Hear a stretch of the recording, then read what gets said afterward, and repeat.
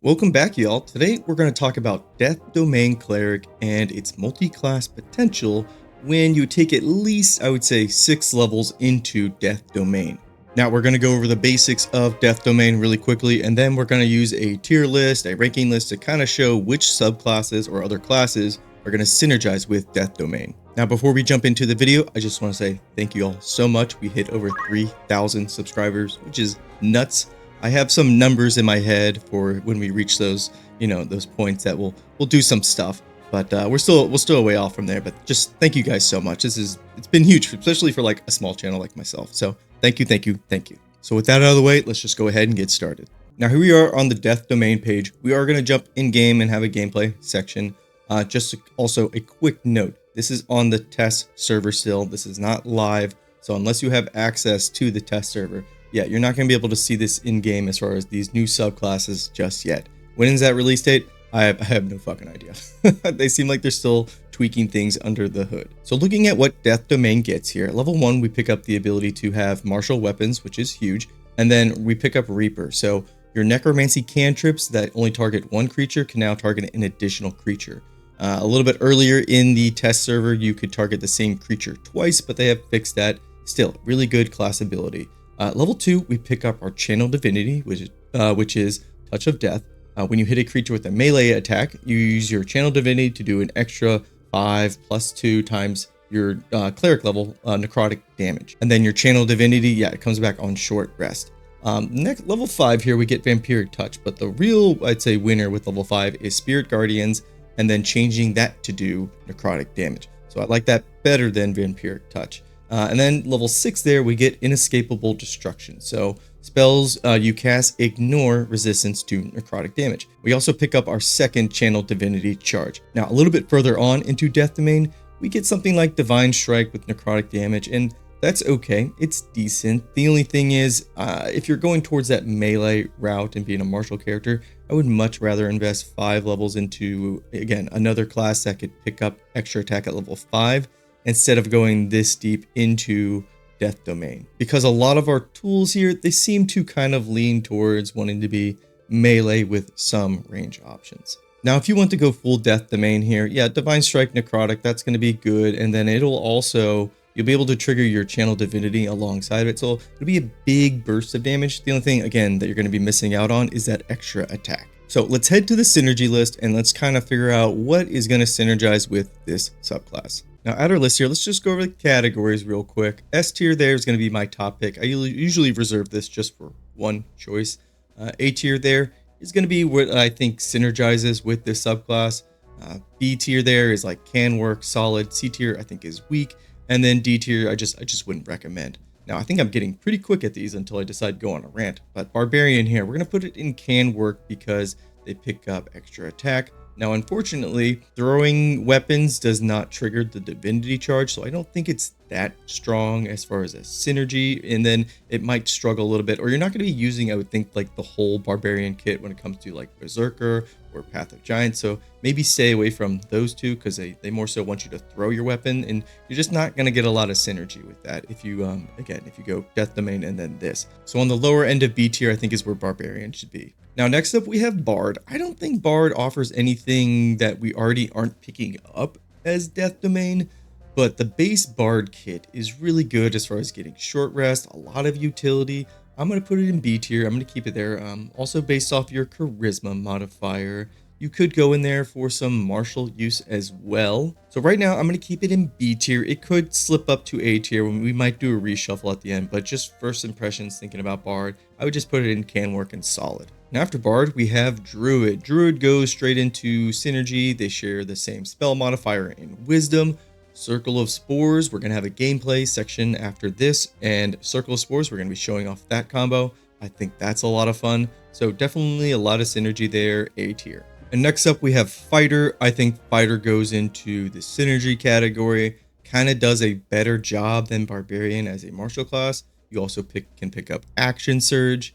Additionally, something like Bone Chill for Cleric, they can crit. So if you want to go champion route as well, not a bad choice. I'm going to be showing off some fighter subclass mixing in the gameplay section because I love fighter, so I want to show how good it can be as far as like a theme. but fighter doesn't come with like any additional like necrotic damage, so it's going to be on the lower end of synergy. And then we have monks. Oh, monks, rejoice, you finally get to move up to A tier. I'm not even going to beat around the bush with this one. It's going into my S tier pick.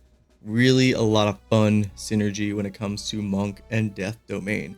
I don't want to talk too much about it. You will see it in the gameplay section. Just know, chef's kiss. Chef's kiss. Paladin, another strong option here. I'm thinking of you, Oathbreaker. Now, not as much synergy as you may think, but you are going to pick up that extra attack, more spell slots. So I think a little bit better than fighter, but honestly, these two you could probably flip-flop. I wouldn't pick up too many things that are based off your charisma for Paladin, but I think just the additional spell slots and then your channel oaths, it's just a nice addition to Death Domain. I don't know if I actually can say it's more useful than picking fighter. This is just kind of like a gut placement here because I love both of these classes and their subclasses almost like equally. So it's like having to choose between your children on which one's your favorite, and I just can't do that right now. Well, actually, Mr. Nomad, you are doing it right now because you put the Paladin ahead. I know, I wish they had like you could like stack them on each other. Anywho, and then Ranger. Love Ranger. I think it's solid. I think it can work. I'm thinking of Gloomstalker. You also get to pick up a fighting style as well. And same goes for Paladin and Fighter. I didn't mention that with them, but yeah, you get to pick up a fighting style. So that's a good choice for Ranger. And then something like Gloomstalker is going to let you use that Dread Ambush in the beginning, which might help out with the fact that you don't get an extra attack if you don't want to take either one of these two. So pretty decent choice. You're going to get a lot of spell choices, and it does share the same spell modifier in Wisdom. They just don't really add any necrotic damage, which is kind of what we're looking to synergize with when it comes to Death Domain. Now the question is that Wisdom modifier, the utility choices you get, if you pick something like Gloomstalker, is that more useful than Bard? Bard players are sitting there saying, no way, brother, this should be S tier. And the Ranger players are saying, man, I'm going to go out into the woods and smell some leaves and maybe chew on some sticks. I'm going to keep them. I'm going to keep them there for now. Next up is Rogue. I think Rogue is very solid. If you want to go 2-weapon fighting and then you want to use your bonus action as kind of like your extra attack, I couldn't fault you for that because there are some gloves in Act 2 that will give you 2-weapon fighting. And then you just need to put your weapon that does necrotic damage in your offhand. You got to do a little bit of legwork to get that going, but I do think it's solid. I don't think it's weak, but I think I would value getting that extra attack from Barbarian a little bit better. Man, this feels weird dropping Rogue down a little bit. I don't know. You guys let me know how you feel about the Death Domain and then having a Rogue multi-class into it.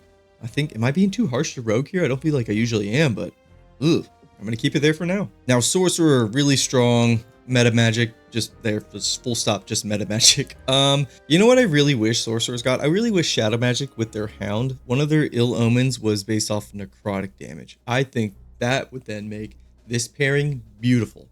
But currently, no, does not have necrotic damage as far as one of its ill omens for Shadow Magic. But meta magic is super strong if you want to go more the spellcaster route, which I think Death Domain can completely do perfectly fine. So really this split and this divide here is if you want to go more spellcaster route, you go with either Druid or Sorcerer. You want to go more melee focus, Paladin or Fighter. So that's kind of the difference between these two. It's not necessarily one's better than the other. It's just, it depends on what you're choosing. Because again, Death Domain kind of wiggles between both those lines. Anywho, now we got Warlock. Warlock, I am also going to put in the synergizes purely because of Arms of Hadar. Now, is it above Fighter or Paladin? Man, this is a tough one. I don't think wherever I place this is going to be completely accurate. I kind of just picture all these basically in the same boat as far as like strengths. Just know when it comes to the synergy category here, just know left or right, it really, I don't think actually matters that much for this video. I think all these are very interchangeable if you want to make a case for them as far as like what you're building your Death Domain into. And then Wizard here, I'm thinking of the School of Necromancy. And unfortunately, I think just Circle of Spores does a better job at being like that minion mancer, that necromancer that raises up undead. But nonetheless, I think thematically it can work really well with Death Domain. But definitely on the lowest end. In fact, I just had that whole spiel about all these are like interchangeable. No, I think Wizard definitely sits on the back end of synergy. Maybe even goes down to, I would say, the B tier.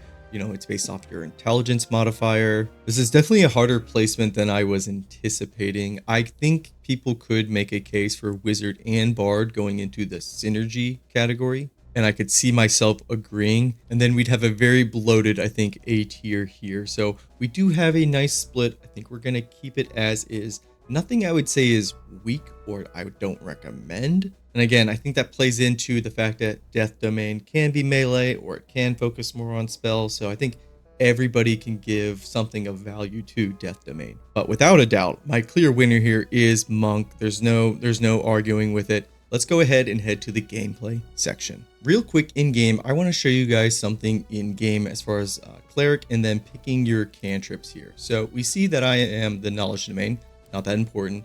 And then we get Toll the Dead, and then we also get Bursting Sinew. Okay, so keep that in mind.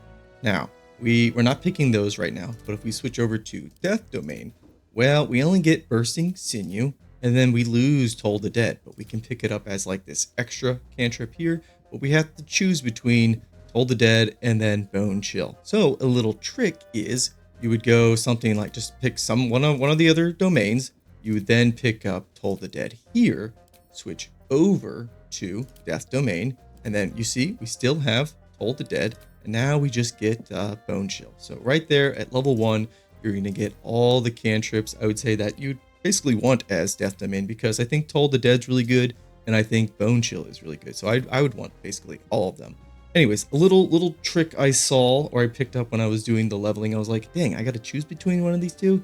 And no, you don't have to. Now, this might be fixed when the live version comes out, but just in case it doesn't, I got you covered here. All right, let's head to the actual gameplay now. Now, here we are in the gameplay section. I need to talk to my future self real quick, making sure I'm in the right camera spot, because I noticed my big head gets in the way of the combat log a few times. But it's like, where do I put myself? Do I put myself here? Do I go up into the corner? I don't want to be in this corner. And then over here, it looks like I'm looking the wrong way. So I just want you guys to know my troubles when I'm editing. No, man, just shut the fuck up, get in that corner there and start talking about the gameplay there. Okay.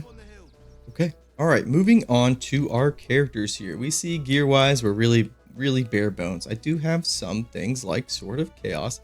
Gale here is going to be our fighter version, but if you can see right there, with our necrotic damage, ignores resistance. So that's why we're having that necrotic sword, because I want to show you guys that yes, it synergizes with your weapon as far as their elemental types that they're using. And then for Gale here, I also did pop an elixir of Hill Giant Strength because I want to be using my strength modifier.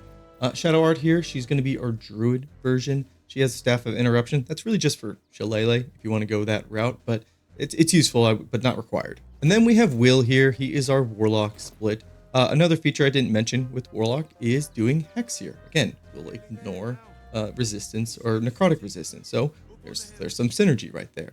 The other big ticket item here is Arms of Adar. I just like this spell a lot. I think it's really cool. You get it really early on. Now, if you do the Warlock split, you're going to have to go, well, do I want to go Spirit Guardians for my concentration, or do I want to go Hex? I think both are a really good options, so it's kind of up to you what to pick. I mean, you also have Vampiric Touch as well. This is going to kind of work like Call Lightning, where you cast it once and then you can cast it again without using a spell slot as long as you keep the concentration. So a good way to basically be conservative with your spell slots. We're already going to be in melee range, so I don't think you're going to have too much trouble finding a use for Vampiric Touch. And then our tab here is that monk split I was talking about, and that's really for the passive here of Manifestation of Body, and then you choose necrotic damage. I love this synergy. This playstyle is going to be a lot of fun. Your fist, your unarmed attack here, as you can see, ignores resistance, and that's the necrotic damage. So good.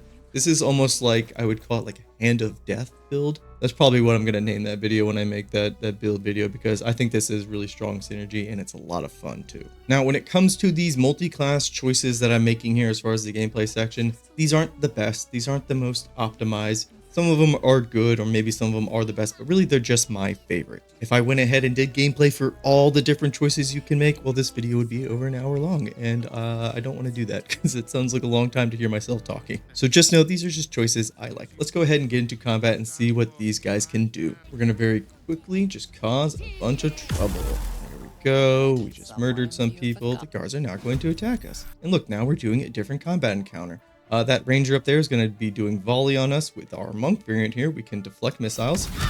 And then Will, he can use Hellish Rebuke, might as well. And also with Monk, when you deflect a missile, you can also redirect it. So a lot of damage going back to that person. And you can see when we redirected that missile, we can also add our divinity charge, which will be a nice chunk of damage as a reaction. Now we have 2 divinity charges, so I kind of want to save this for showing off the offhanded attacks, because when you do your flurry of blows with your bonus action, you can actually use Touch of Death twice. So I'm going to save it for now, and I want to show that off later. So I opened the fight with my Spores Druid here, so that's why they don't have their regular action. But as our bonus action, we got a few options. You could heal up, you could do all like the normal, I would say, utility things. Now we have our reaction ability too, which we're going to use Halo of Spores, and we're just going to attack the guard right here with it. And we do double damage because we have our symbiotic entity here. And I think we'll just do a mass cure wounds, because we can still be that support character or have like healing options as well. Now with our monk, let's just go absolutely obliterate this guy right here. Now with all these multi-classes, I would choose Spirit Guardians as the concentration. It is so good to use. So we cast Spirit Guardians, we just have this concentration, this little bubble all around us. Now we can use our bonus action. So we can use Topple, Stagger, or Push. We're just going to go with Topple instead. There we go. I was counting on some more guards showing up, because if it was just going to be these two, it's going to be a very short gameplay section. But luckily they came to help out their friends. But we're just going to use Flurry of Blows here. So there's one, Touch of Death procced. And there's the other. And they're just obliterated instantly. Remember, no gear, nothing fancy on. You're going to be doing so much more damage with good gear. When it comes to Monk, you can also go Strength instead of Dexterity. Use a little bit of Tavern Brawler, and oof, it's going to be a lot of damage, We're just going to move a little closer and then end our turn. This is why Hunters are good, guys, because of that volley ability so strong. Okay, so we have our Warlock version. Now we're just going to run up to him. Now instead of casting Spirit Guardians, I think Spirit Guardians is a stronger choice, but let's show off Vampiric Touch here. And with Vampiric Touch, because it's melee, we can also add our Divinity Charge on top of it. And so next time Will has a turn, we can just recast Vampiric Touch. Doesn't cost a spell, so that's really good to use. And we are also a Hexblade, so we could use Hexblade's Curse if we really wanted to. But I think we'll pass our turn here. Just as Warlock, you have a lot of different options that, again, can do that, like necrotic damage, or like synergizes with that facet of Death Domain, which I really like. In fact, let's actually just make sure Will stays covered, and we'll just use Sanctuary on ourselves, and then boom, it's perfectly covered. Now for our fighter variant, we can go ahead and just run in there. We can do something like Spirit Guardians. I think this is actually the only concentration, if you're going the fighter variant, that I would go. And then with something like Action Surge, you can just go ahead and use something like Menacing Attack.